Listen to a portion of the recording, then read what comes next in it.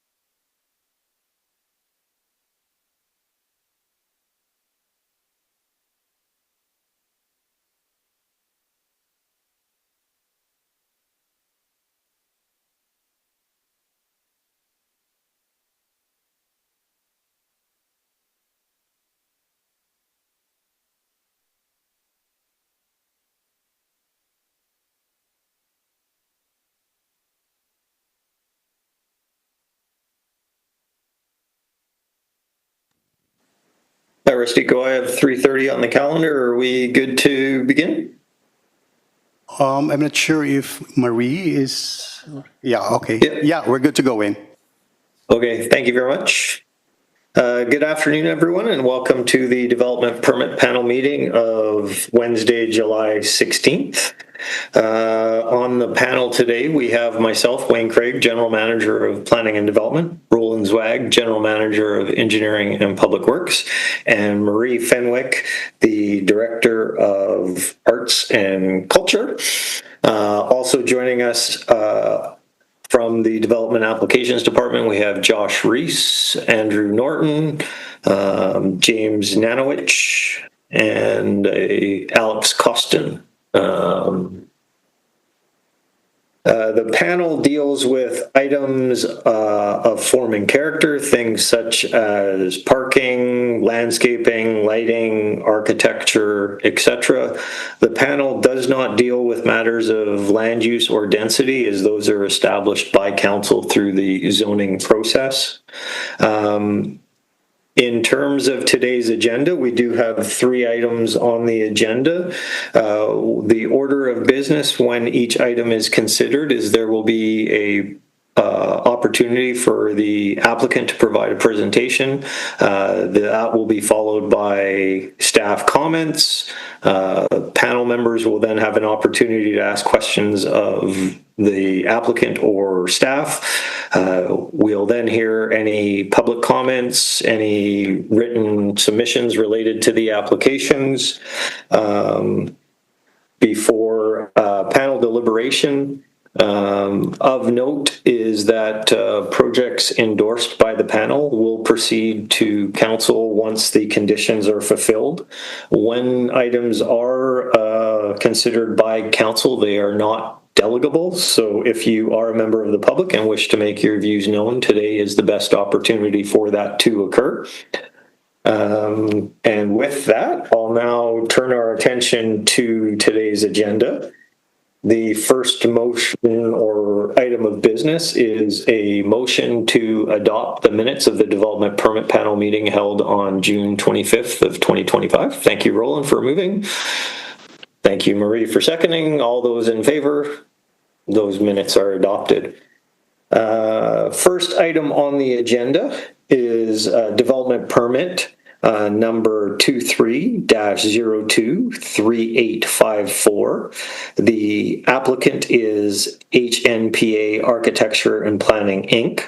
The property address is 6071 Azure Road, and the recommendation from staff is that the request to cancel the development permit, DP 23-023854, be granted, and notice of the development permit, DP 23-023854, be released from title of the subject property.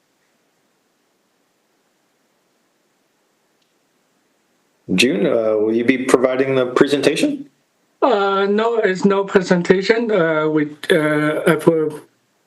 can quickly give a reason to cancel this project. This project right now, our DP shows we'll build 330 rental 100% rental unit with 50 Lima unit and 110 moderate income rental, remaining market rental. Right now, we've been working with CMHC for over years.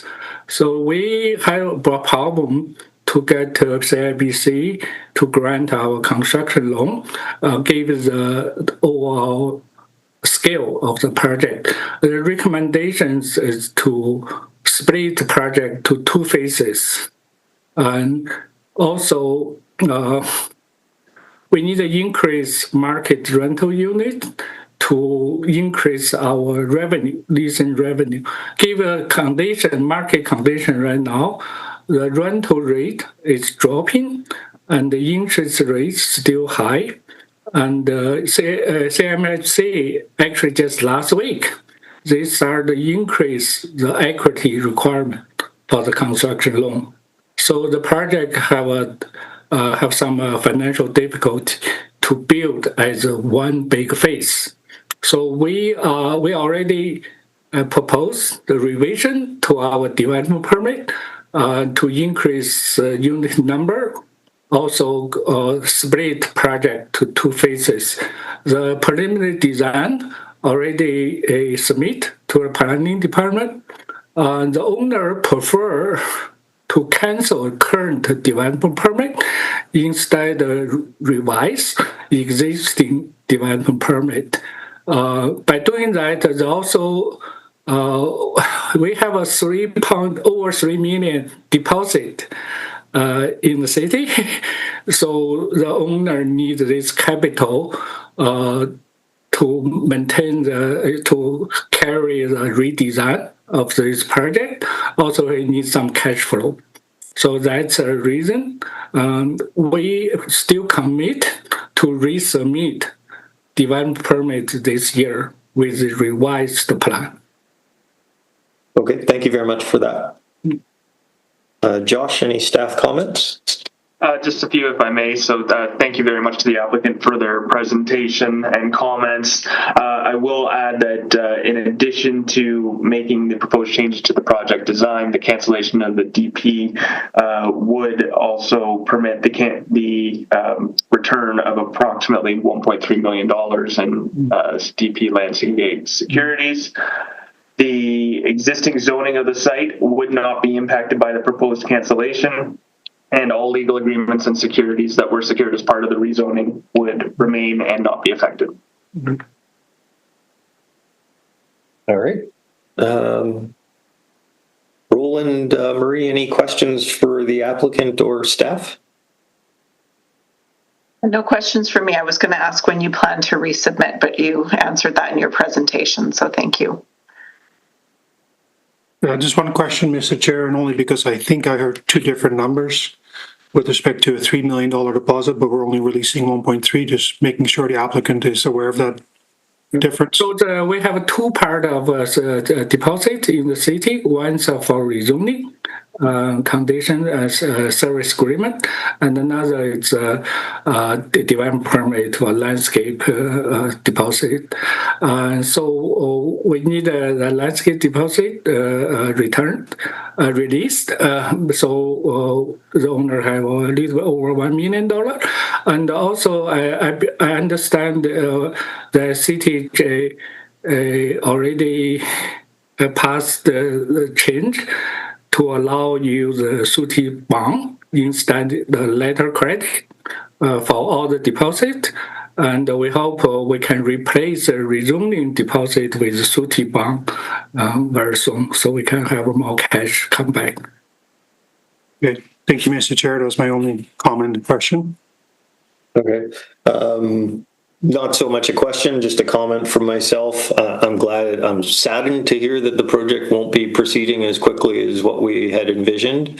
I'm happy to hear that there is a commitment to pursue the project, subject to the redesign ongoing. Would encourage you to make that application as soon as possible. And with that, I will ask any written correspondence or members of the public who wish to address the panel.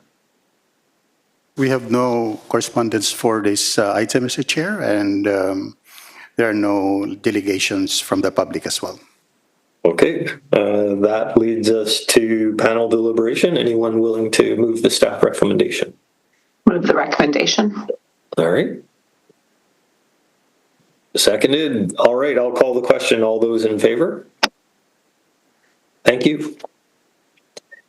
That takes us to the next item on today's agenda, which is Development Permit 24-049965.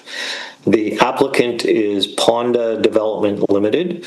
The property location is 5120 and 5140 Williams Road.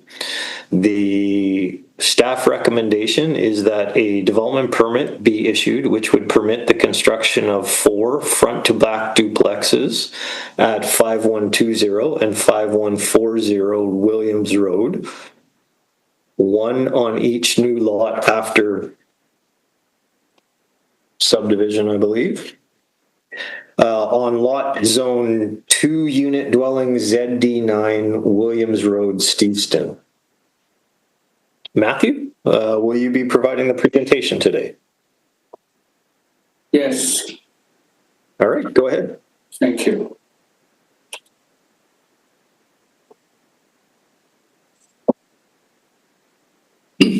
Okay, good afternoon. My name is Matthew Chang of Matthew Chang Architect Incorporated. This project is a subdivision of 2 lots into 4 lots on which a front and back duplex is proposed on each lot. Sorry to interrupt, Matthew. Are you able to share your screen? Oh, sorry. I forgot to press.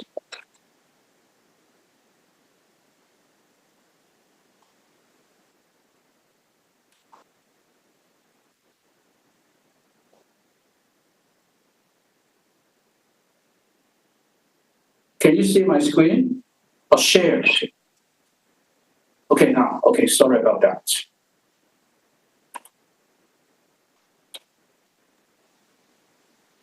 We can see your screen now.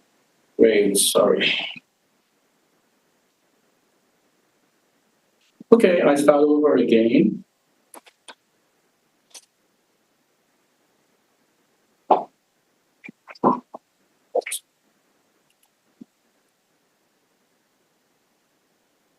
Okay. Okay, so good afternoon. My name is Matthew Chang of Matthew Chang Architect Incorporated. This project is a subdivision of 2 lots into 4 lots on which a front and back duplex is proposed on each lot. The site is located on the south side of Williams Road and east of Railway Avenue. To the north of Williams Road are single-family dwellings, and the OCP designation is townhouses under arterial road policy. To the east and west of the site are single-family dwellings too, and the OCP designation is duplex, triplex under arterial road policy. The site is also designated as duplex, triplex under arterial policy, and we are proposing to rezone from RSML to ZD9 2-unit dwellings, Williams Road, Steveston. And we are subdividing 2 lots into 4 lots. The original lot is about 2,005 square meters, and the subdivided lot fulfills minimum lot area and custom width. There are 4 lots, and each lot consists of a duplex. So there are totally 8 units altogether. FAR is 0.6. Each duplex consists of front and back units separated by 2 garages. Each garage accommodates 2 parking spaces, in which one is regular size and the other is small car space. 2 duplexes are accessed through a shared easement driveway, and 1 visitor parking is to be shared by 2 duplexes. Garage and recycle are stored within the individual garages, and there are staging area at the driveway entrance of each lot. Each unit has 2 levels. The ground floor of the front unit consists of living dining kitchen. The rear unit have living dining kitchen and a den. Also, condensing units are located at the rear yard with acoustic fencing. On the second floor, the front unit has 3 to 4 bedrooms. Also, a condensing unit are located at the deck with noise barrier. The rear unit all have 4 bedrooms. The front unit of lots C and D are convertible units. The staircase has been designed to accommodate a chairlift, which could provide access to the second floor. Also, a side-by-side parking space garage has been provided, which could be used as the accessible parking space if the unit is converted to accessible in the future. We have fulfilled all convertible unit requirements of door, hallway, washroom, kitchen, windows, outlet, and switches. Regarding aging in place features, will be provided in all units, including stairwell railing, lever-style faucet, and handles and blocking for grab bars, etc. Regarding septic, windows are designed adjacent to front and rear units and also to the shared driveway for visual surveillance. Exterior lighting is provided at entry porch, turning niches, shared driveway, and exterior walls to enhance visual supervision from windows and second floor decks. Sustainability features, including Energy Step Code 3 plus zero carbon emission level 4, air source heat pump for heating and cooling, HRV, electrical domestic hot water, window U value 1.3 or lower, and air tightness of 2.5 or less. Other features including Energy Star appliances and level 2 EV chargers in garages. There's a right-of-way at the south end of the properties. The rear yard are sloped in 5% and with a 0.3 meter retaining wall at the property at the right-of-way, so that the grade at the right-of-way will be kept unchanged. Also, on the east side of the property, there's a 0.35 meter of retaining wall to accommodate the raising of grade at the side yard.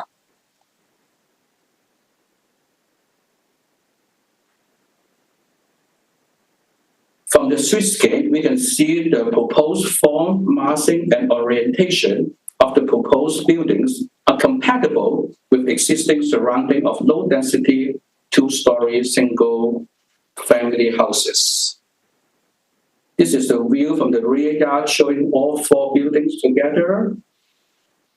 This is the elevations of the lot A duplex.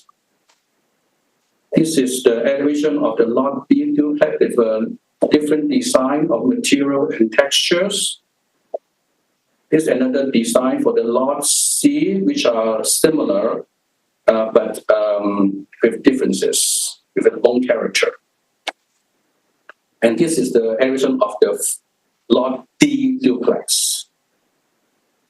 Regarding the form and character, we have tried to differentiate the appearance of each building by using different roof shape, the use of gable and hip roof, and subtle differences in window treatment, etc.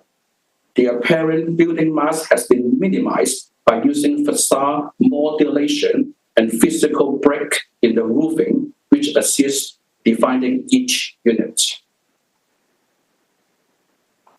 The main architectural language is contemporary craftsman style. Hip and gable roof are used in these projects. Window trims, horizontal siding, and shingles are treatment consistent in the surrounding residential neighborhood. Cover porch or entry canopy are used to clearly define the main entrances to the front unit and reinforce the residential character. The suite edge is defined with low fencing and lower planting to give visual transparency into the site. This is the rear elevation of the building, but they are articulated as much as the front facade. They are also distinct from one another, just like the front elevation. This is another view from the rear yard, and rear canopy is also proposed to provide weather protection to rear entrances. This is the shared driveway between lot A and B. There's a visitor parking at the end of the driveway, and the entrances of the rear unit are visible from the street. This is another shared driveway between lot C and D, and we can see the upper level outdoor space are orientated towards the shared driveway, which could give the visual surveillance to the courtyard. Also, window opening are minimized along the side elevation to avoid overlooking into the adjacent buildings. The proposed cladding are asphalt shingles, a mix of horizontal and vertical siding, tongue and groove boards, and smooth finish panel. The color palette is iron gray, light mist, arctic white, and aged pewter, which are natural and cohesive, giving a contemporary streetscape with subtle contrast between light and dark tones. This finished architectural presentation, I will pass to the landscape architect. Ewan? Thank you, Matthew. Hi, everyone. My name is Ewan Rai from PNG Landscape Architects. In terms of the landscape, 16 replacement trees are required in this project, and we're proposing 18. So each unit will have 2 to 3 trees and a large open lawn area, which allow residents to engage in a variety of activities. Along the William Road, canopy trees, low fence, and low hedging are proposed to create a pedestrian-friendly walking experience. Along the south property line, landscape has been carefully proposed to minimize the impact to the existing trees. Permeable paver are proposed in the parking stalls, and native plants are integrated into the planting palettes for this project. The overall planting selection are drought tolerant with low maintenance, and irrigation will be provided to the landscape. Next slide, please, Matthew. On this plan, we're showing the proposed fencing, paving, and lighting. Bollards lighting are located along the key pathways and at entrance. Next slide, please. The landscape, including more than 25% area, be the living landscape area, and over 30% of the permeable surface. Next slide, please.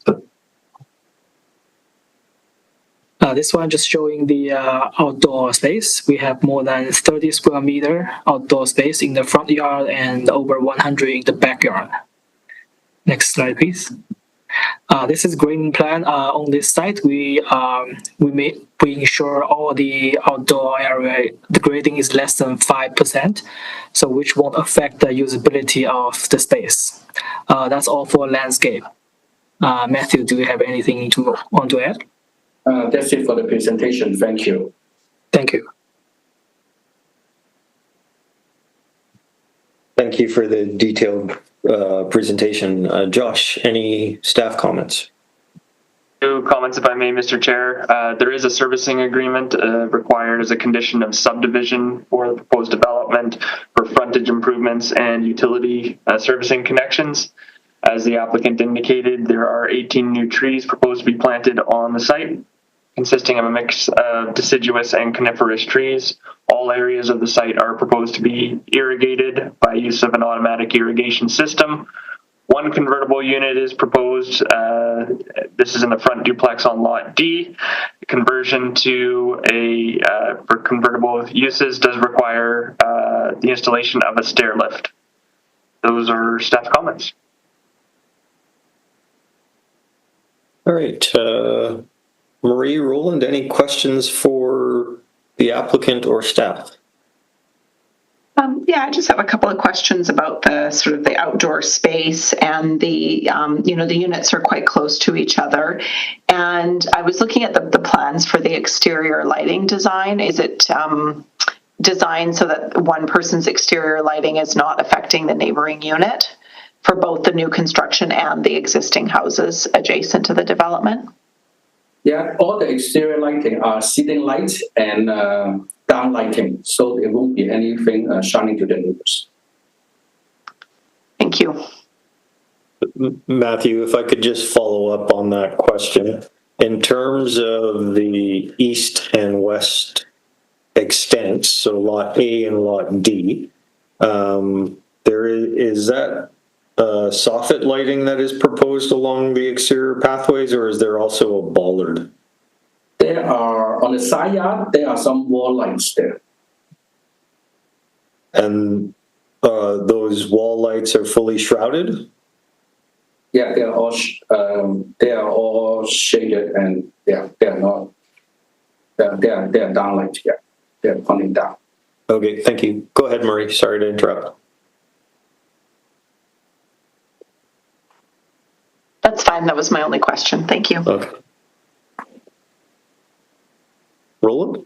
Yeah, thank you, Mr. Chair, and thank you for the presentation. And I appreciate a lot of the slides that in the presentation were renderings, but just had some follow-up questions with respect to, I guess, the shared drive aisle. And I think it's being contemplated that pedestrians and cars use the same area. I know there's some difference between treatment between stamped asphalt and some permeable, but I did not see any, I guess, curbs that would easily delineate between the two areas, which would function as two things. One, pedestrian safety, and two, the drainage site. When I look at some of the renderings, I don't see any curbs, so I was wondering how the drive aisle is going to be graded and drained to ensure no flooding will occur during a rain event. So two-pronged question on the same drive aisle. We will have the civil engineer to design the on-site drainage system. So it will be taken care at the building permit stage. Okay. Yeah, I noticed that, and thank you for that, and I appreciate that detail may not be available. I noticed there's some different treatments between permeable or non-permeable, permeable, non-permeable, but there's no quite clarity on how they will interconnect or not, because I think there's some opportunity here that some areas make it isolated, so you'll need additional lawn basins and those kind of things. Okay. The other question had to do with the shared visitor parking spot. Looking like people have to drive straight in it. Is there enough room for them to be able to turn around safely, or are they expected to having to back it up all the way to Williams Road to get out of the complex? The owner has retained a traffic consultant and spent a lot of time. They have done all the sweat path study, and it's improved and work with the city staff and is ensure that they can do a very good internal maneuver. Okay, so maybe like a 4-point turn or 5-point turn. No, sorry, just interruption. We are deliberately providing niche area that they can be a 3-point turn. Okay. No, we have provided a niche area in the building already. So they can do the easier maneuver. Okay, so the driver will have enough room for a 3-point turn. That's what's being contemplated here. Okay. Yes. Thank you, Mr. Chair. I do have a general comment, but those are my questions for the applicant. Thank you, Roland. Matthew, in terms of the heat pumps, there's reference in the reports to some acoustical shrouding, and there's also reference to these meeting the city's noise bylaw. Could you just describe the type of shrouding that is used around these units? First of all, we will review the shop drawing from the manufacturer for the noise level of the machine, and then we will retain the acoustic consultant to comment on the noise level if they're acceptable.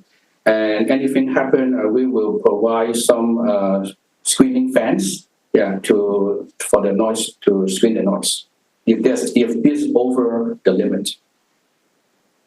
So I think, and maybe just yes or no.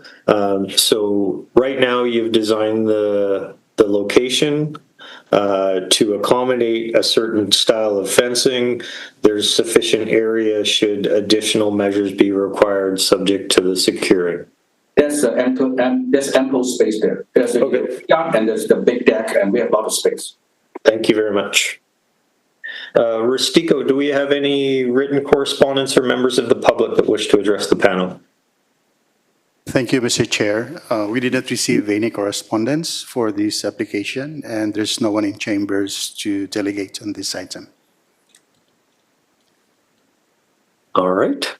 That brings us to panel deliberation. Roland, why don't you kick us off? You said you had a comment. Yeah, thank you, Mr. Chair. Again, it's just a comment that maybe the applicant can consider. I appreciate the renderings. It was just a lot of gray, just different shades of gray. I'm not sure if there's an opportunity to incorporate some color, but that would be my only comment, that if there's an opportunity for a door, some kind of a color element that might make it a little bit more palatable in the world of gray colors.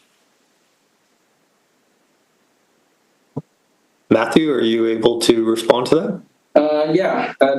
Actually, my client's group has worked with the planner for a long time for the color, and you can see on my left-hand side is they are young clients, so they believe for marketing, this color palette will be attractive to the potential customers.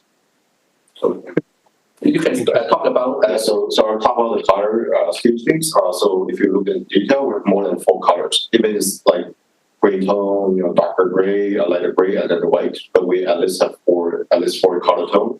And then in order to enrich color, we also change some entry door color, also the garage color. So we try to keep this as a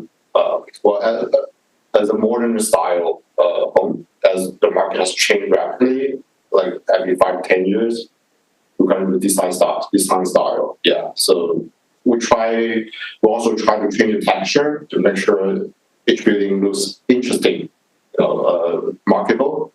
But if we also try to put like red color and blue colors and as a color, but it doesn't work out nicely. It looks very vague to us or to the market. And to me, I'm also a real estate agent. I'm also a builder, licensed builder. So we learn from the market a lot. So try to do something that is update with market and nowadays. Thank you. Well, I appreciate the feedback. Again, it was just a comment. I know there's some larger buildings back to back. So again, appreciate the conversation. Thank you. That's it, Mr. Chair. Thanks. Marie, anything from yourself? Nothing further to add. Thanks for the presentation. All right. Panel deliberation. Is anyone prepared to move the staff recommendation? Move the recommendation. And seconded. Okay, I'll call the question. All those in favor?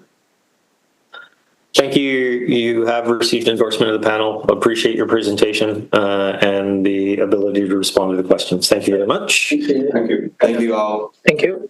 That brings us to the next item on today's agenda, which is a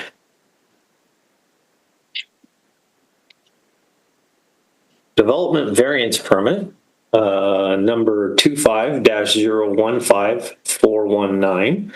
The applicant is Stephen Easterbrook. The property location is 17720 River Road.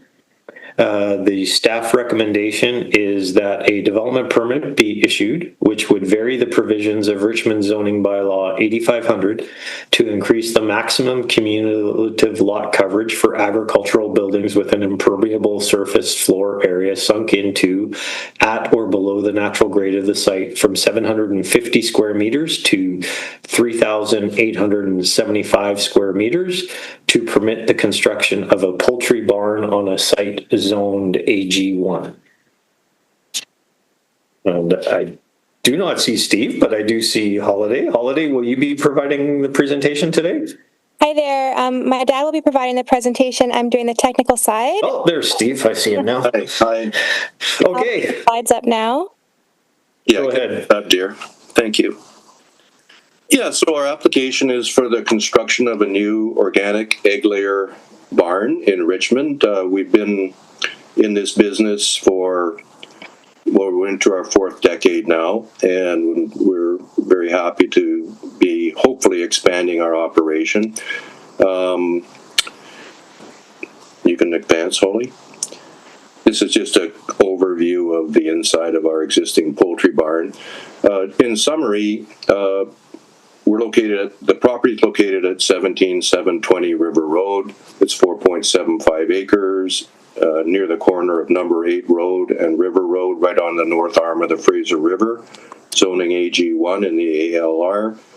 The foundation of the building is just under 3,000 square meters, and it has roof overhangs that are approximately 900 square meters, and they are to facilitate what we call in the industry a winter garden, which is an area to allow the livestock to go outside during inclement weather, and also to have an area they can run to in the event of predators, such particularly eagles, which we have a lot of along the river here, and hawks. This is just a site plan that shows kind of the north end and south end of the property. The barn will be constructed in the southern half of the property. At the northern part along River Road, we have a 12-meter ditch crossing, which is to facilitate entry and exit of semi-trucks from the property. We have a large amount of livestock that we place and also ship out annually, and we need that 12-meter ditch crossing in order to facilitate the turning radius. We have an access road that goes to the west side of the property, and at the base of it, at the north end of the barn, there's I guess what's referred to in the industry as a jackhammer turnaround to facilitate trucks that are receiving eggs that we're shipping to market, and also for fire department, etc. I would note that the southwest corner shows a roadway that goes to the rear end of the barn, which is where we stock and compost our manure, as well as where we load in and load out our livestock. That road will be moved to basically the center of that pasture, and we've arranged that amendment with the ALC, and they've agreed and accepted in writing that we're going to move that road. Next slide, Holly. So these are just some barn profiles. The first profile is the north end of the barn. On the left side of the screen is our egg collection and cooler areas where we pack and store our eggs before we ship them to market. And there's a truck dock that we can back up to and ship our eggs.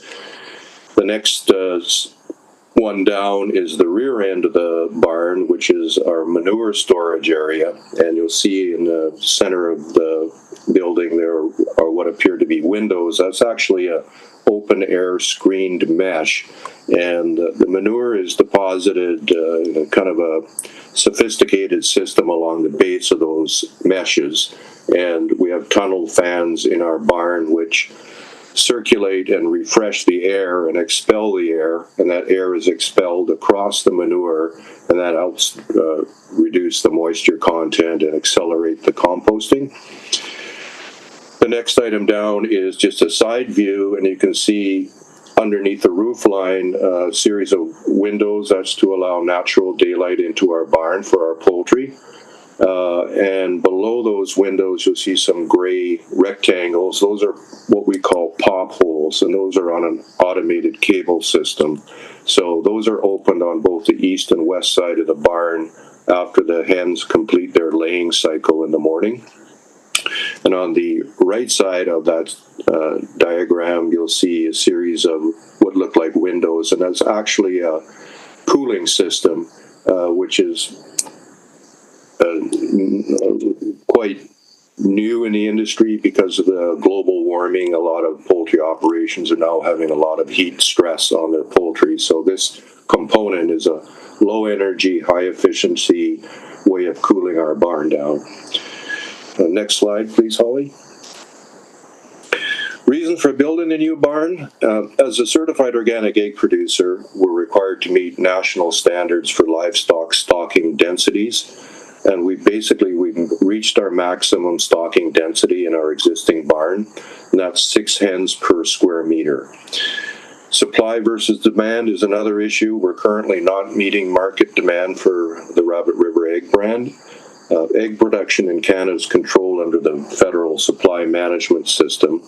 And basically, as the population increases, egg producers receive authority to increase flock size.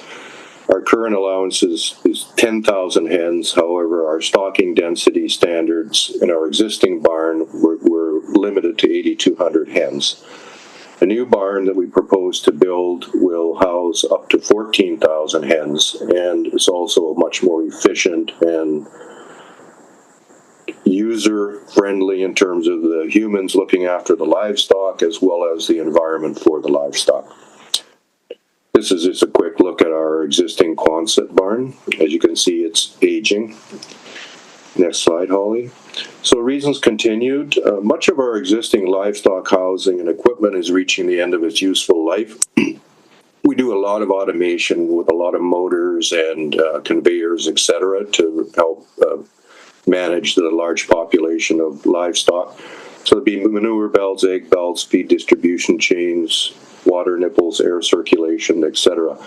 And a lot of this equipment is over 20 years old, and our frequency of repair and maintenance and breakdowns is increasing, and that puts our livestock at risk. If we have, as an example, a fan system breakdown during weather like we're having today, our livestock basically would just suffer greatly from heat distress. So it's an area of concern, obviously, for us that we want to have efficient and well-maintained equipment. Next slide, Holly. Our existing Quonset barn is located on land leased from the Port Metro Vancouver. The lease ends in September 2027, and we have no certainty on lease extension. When we talk to the port, they tell us to come back closer to the end of the lease and they'll talk to us then. So there's uncertainty there. If we do receive a lease extension, we convert the existing Quonset into a greenhouse for strawberry production, or use it to raise day-old chicks into replacement pullets. So right now we grow out our replacement pullets at a friend's farm in Chilliwack and we ship them in, but if we have the excess space here, we can do our own rearing of our replacement livestock. Next reason for the requirement is our current Quonset barn is like a riding arena. The environment is wonderful for the quality of our hens, but it provides very little in the way of insulation value in winter. So our gas consumption for our heaters has been rising dramatically, and this results in a waste of energy, increased cost of production, and excess CO2 into the atmosphere. Here's another just quick look at the poultry barn, and you can see that's a skin there. There's absolutely no insulation value. We have infrared heaters that run along the top of the barn inside and do heating of the poultry, but we lose a lot of that heat through the roof. Next item of reason, due to global warming, our barn temperature in summer, heat waves is causing severe heat stress on our hens. Despite the fact that we installed a misting system about 3 years ago, We use evaporation water on the exterior of the building to cool things down. Even on a day like today is a good example. Our birds, after cooling, are at 84 degrees Fahrenheit, which is too warm for them. So they're under a bit of heat stress, but not terminal. But we want to have a much better environment for our livestock with the global warming and the colder winters that we're now experiencing. The new barn would be all wood frame with state-of-the-art proven energy-efficient heating and cooling systems, recycling the warm air during winter and the cool air during summer. Gives us excellent insulation, reducing gas consumption, and obviously less CO2 emissions. Benefits to the community. Number one on the list is food safety and security. Because our operation is located in Richmond, away from what we call the melting pot of the Fraser Valley poultry farms, we're less likely to contract avian influenza. Avian influenza is the biggest worry of all poultry farmers across North America, and it's easily transmitted from barn to barn when you have barns in close proximity to each other. So we're basically isolated here in Richmond, which is a great position to be in. There are backyard flocks, but basically there's no commercial poultry around us, and there's no backyard flocks that we're aware of. So that gives us a local food supply that is secure and safe in terms of health. The other component, local food availability. We have a year-round egg stand, roadside egg stand. It's a self-serve honor system. It's well attended by Richmond residents, and we get nothing but thoughtful compliments. People appreciate it. And we have fresh organic eggs there 364 days a year. In-season organically grown vegetables, and we also produce ever-bearing strawberries currently from June to October. There's a quick look at our little egg stand there. And carrying on with other benefits to the community, we do produce about 750 pounds of chicken manure every day. We remove that to our composting area, compost it, and supply it to Richmond market gardeners. And the bulk of it actually goes to Richmond dairy farms. We've got 3 dairy farms out here in East Richmond, and they utilize that composted manure to fertilize their hay pastures and their silage corn pastures. So it's a very local and sustainable agriculture cycle, and we're not using chemical fertilizers in the growth of that product. Public tours, we do periodic public tours as for not only the public, but educational institutions such as Kwantlen Polytechnic and UBC. They have programs on animal welfare and sustainable agriculture, and they find it, a good hands-on experience for their students to come in and look what happens in the organic world of poultry production. We do education support. We've hosted many practicums for veterinarian students who want to pursue a specialty in poultry. In fact, our current poultry veterinarian actually toured our barn about 10 years ago, and they liked what they saw so much they decided to specialize in poultry. And lastly, employment. We create employment. Our target is for local employment. If we are unable to get applicants, then we will hire temporary foreign workers, which we have numerous times in the past. Next slide, Holly. So thank you very much. We're excited to embark on this new chapter in our farming history and contribution to the Richmond community. The farm will be run by my daughter Holly and hopefully future generations to come. For us, time is of the essence due to lease uncertainty and also winter weather. We're hoping to get our foundation in the ground before the end of October. And if we don't get it in the ground before the end of October, then we might lose another year in terms of framing and construction. So I'd like to thank, lastly, the Richmond staff we've worked with, who have been very diligent and very supportive, and we appreciate the fast-track application process that you've allowed us to go through. So that's our presentation for today. Right, thank you very much. Staff comments, Josh. Thanks, Mr. Chair. In consideration of the variance that's been requested, the applicant has agreed to register a legal agreement on title to prohibit the use of the building for any medical or non-medical cannabis production on the site. In addition, this application has been reviewed by the city's Food Security and Agricultural Advisory Committee and has their support with respect to the variance. The proposed farm building, given its location on the property, does not interfere with any of the commitments that have been made by the applicant in relation to other applications applicable to the subject property. The road location, as indicated by the applicant, to provide access to the rear of the building is subject to a notice of intent with the ALC and is subject to their approvals and is outside of the scope of the requested variance. That concludes staff's comments. All right, thank you very much. Marie, Roland, any questions of staff or the applicant? Yeah, thank you for your presentation. That was really interesting. You noted that the new barn will be more energy efficient, better use of heating and cooling. I'm just wondering if there's any kind of upgrades in terms of air quality, like both inside, I guess, for the chickens and for, the exterior air quality. The air circulation system we have now basically draws air from the east side of our barn across the poultry to our west side of the barn and exhausts it into our pasture.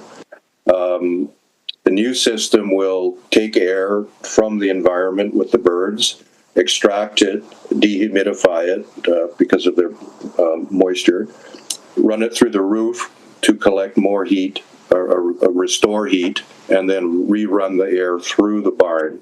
And I'm not sure how it works, but they divide out some of that air and it goes into our tunnel fans, which blow out across that manure. So it is an improved system, yes. Okay, thank you. Just a minor question, Mr. Chair, and thank you, Mr. Easterbrook, for the presentation. I commend you on the investment you're making in the poultry industry. That's quite a good building, and I appreciate the thermal comfort of the chickens. And as you mentioned, you got to keep the system running to prevent stress and possible death of birds. My question is were you planning, and it's very minor, were you planning some kind of a backup system should there ever be a power outage or one of the hydro poles gets knocked down on River Road? Is there a contingency plan for that? Yes, and that happens more frequently than we'd like in this part of the Richmond. There's a lot. River Road is a very narrow road. There's a lot of trees along it. Windstorms blow, cut the power lines, or cars drive off the road into power poles. Happens about at least 10 times a year. So in our existing operation, we have a heavy-duty industrial generator that as soon as our power goes down, it clicks over and we have power within 2 seconds. And the new barn will have its own generator, which will basically handle the same process. Okay, thank you. That was my only question, Mr. Chair. Okay. Thank you. I do have one question. I'm not sure who might be able to answer this.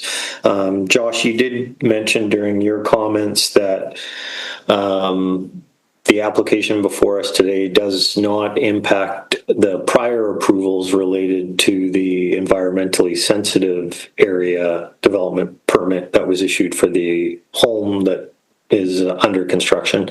Just recognize that right now it's not the best time to plant that planting. I'm just wondering if there is, if someone is able to comment on when the anticipated timeline or time frame would be for the installation of that planting.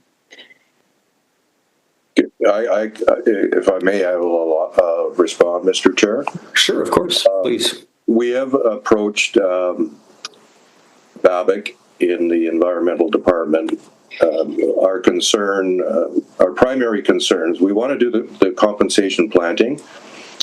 Our primary concern is invasive species in the canal ditch alongside the north end of the property, which is adjacent to the compensation planting area. So we have constant horsetail and Himalayan blackberry encroaching on our property. We've cleared that space. We've planted some trees right along the top of the bank. We have placed soil, and then we put irrigation in, and then we placed mulch on top of the soil. But we also put a layer of plastic underneath the mulch because of the invasive species.